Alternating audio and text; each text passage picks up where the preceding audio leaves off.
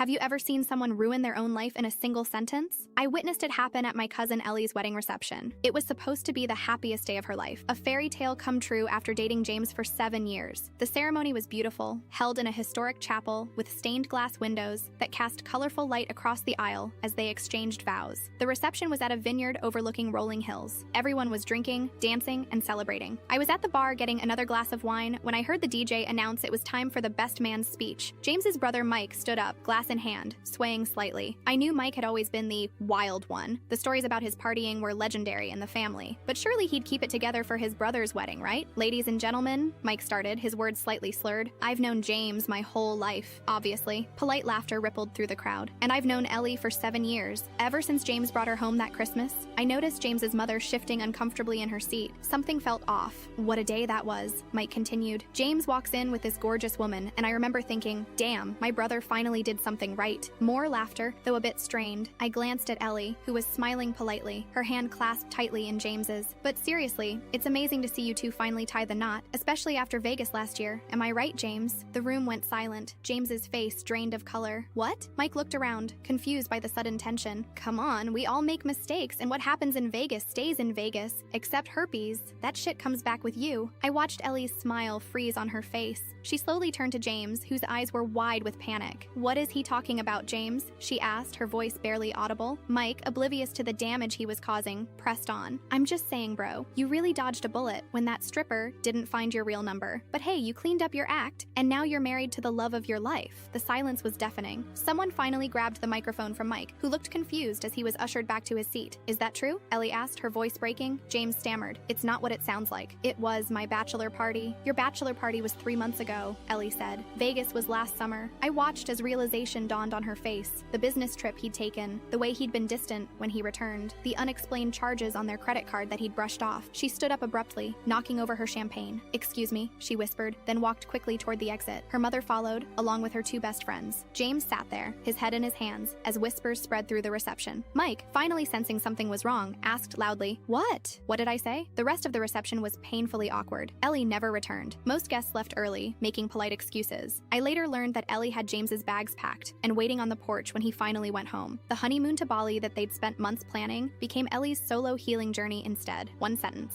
23 words about Vegas, a stripper, and a dodged bullet. That's all it took for Mike to destroy his brother's marriage on the very day it began. James and Ellie's divorce was finalized 6 months later. And Mike? He wasn't welcome at family gatherings for years.